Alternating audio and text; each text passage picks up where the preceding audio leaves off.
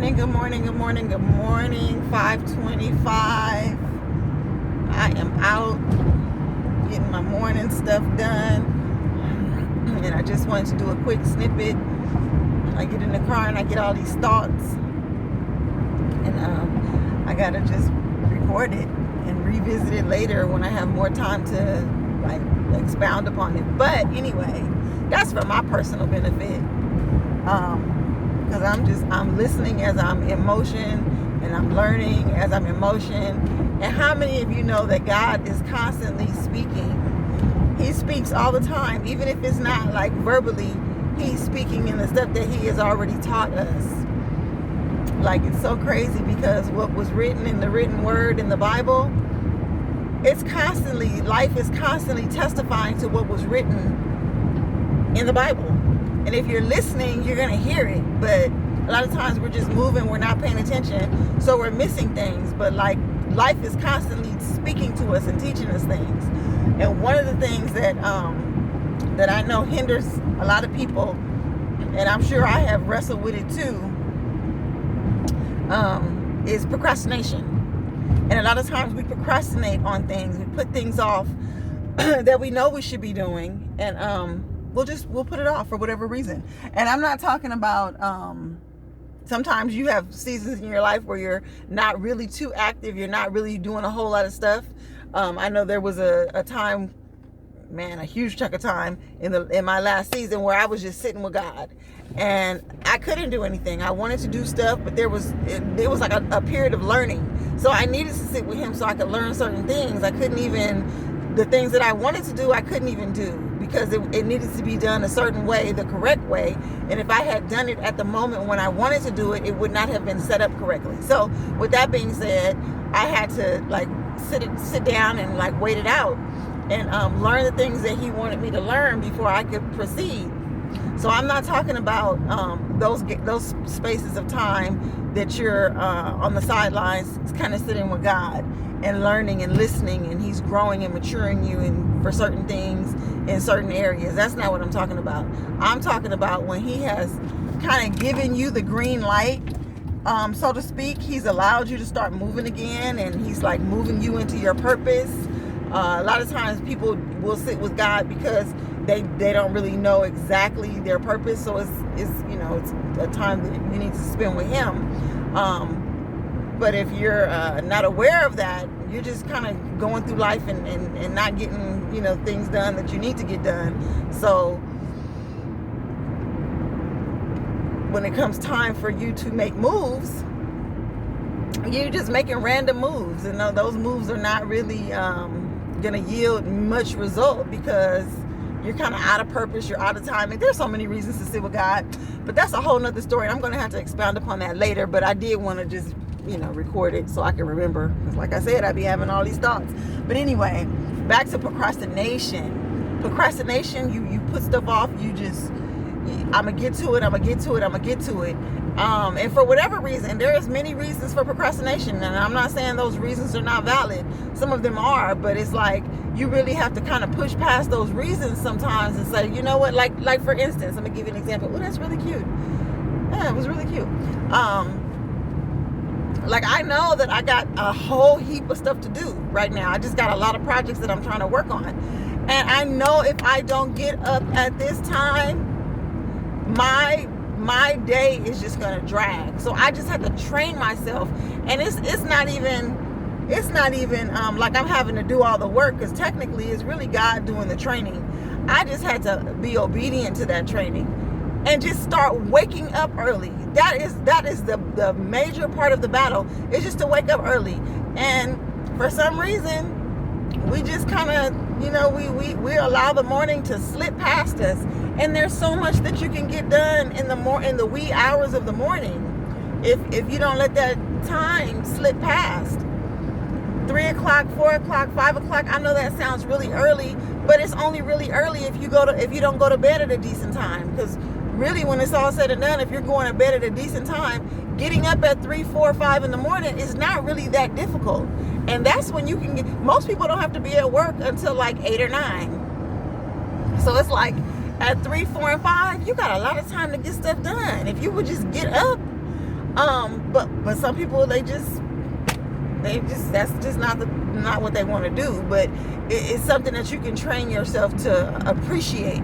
And once you get up and start spending that time with God, and just let him be the one to help you. Because I know for a while there, it was like, I'm waking up, I'm groggy, I'm tired, I'm trying to go back to sleep. I didn't get it. It was just like, okay. And he would just let me go back to sleep, and but it came to a certain point where I was like, he was just like one morning, like, turn on your app. And I turned on the app and I was like, oh, people are really ordering food at this time? Once that happened and I turned on that app and I got up and got out and started earning what I was earning at that time of the day, it was over. I was like, you know what? I'm good. I'm going to get up and make this happen and get this behind me and move on with the rest of my day. And it just really started working in my favor. So if you allow him to, he can cure that procrastination for your day. And if you allow him to teach you how to get over the procrastination of like the morning routine, he can beat procrastination in other areas of your life. But you got to start somewhere. And I'm not saying that, it starts with you getting up early, because that may not be, the area that he uses to stimulate you. But I know for me, that's the area that he used to stimulate me. He's like, oh, I'm going to show you something. He was like, wake up. And then when I woke up and he's just like, I'm just laying there trying to figure it out. Sometimes I read my Bible. Sometimes I write. Like right now, he's got me writing again early in the morning. He's like, yeah, you're going to journal your day. You need to journal so you can see your results. Like, I need you to really pay attention to what you're doing. So today I got up and I was writing what I did yesterday. And I think I'm going to, that's definitely something that I need to do like on a more consistent basis, just so I can see my progress. But I was happy about my progress from yesterday. I was like, okay, that was really kind of cool.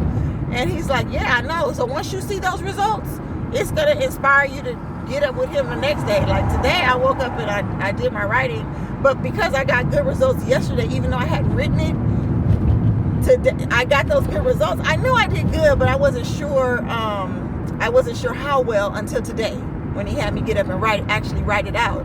So yesterday's results inspired me for today. So today when he woke me up, it was just like, oh, good morning, let's go. What are we doing? It's like something new today. So I was able to get up and do my stuff, do my writing, and now I'm out and about. And I'm pretty much, yesterday evening, thank you, Lord. Yesterday evening, I have a quota in my mind about what I need for my day, like as far as finances are concerned. So I made that quota yesterday evening because he had me out and about in the evening doing my deliveries, and it was really, really good for me yesterday. So I needed $5 more to hit my quota. So this morning I got up and of course $5 more and the quota is hit. So now I'm working on other things. So with that being said, I'm just like, okay, Lord, thank you for getting me in a new rhythm, because it's a new rhythm that he's putting me into, and I appreciate that rhythm. So my I don't want to say advice, because I'm not giving advice. I'm just sharing my story, and I'm hoping that it inspires you to find your rhythm with him. I hope that you're inspired to find your rhythm with him, because we all have our rhythm with him. That reminds me of Anita Baker's song, Rhythm of Love. But there is a rhythm. There is a rhythm. That song is very true. I love music, Daddy. Thank you in Jesus' name.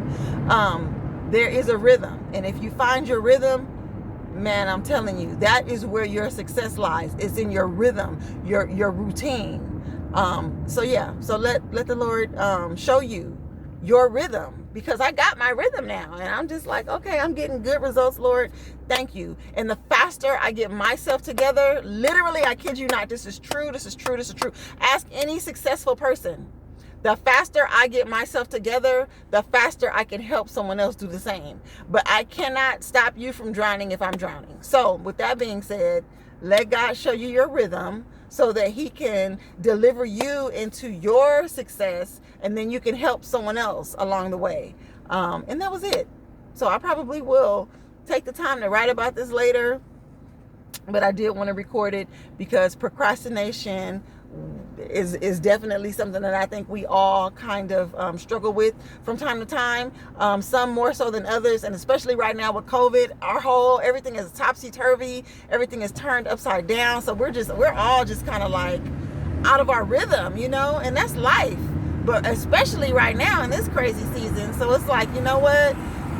Spend that quiet time with God, because that's how you're going to get your rhythm back. Don't let the enemy steal your success from you by keeping you off kilter.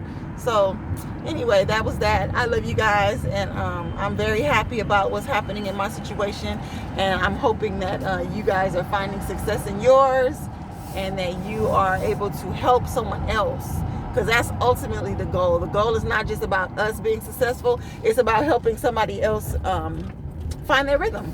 So I love you guys so much, and I hope to connect with you soon. I am still working on a couple of things, and when I get it situated, I'm definitely gonna speak on it, and I'm definitely gonna invite you guys out to and it's nothing major. It's like a chill space. That's what I'm working on right now. It's a very chill space.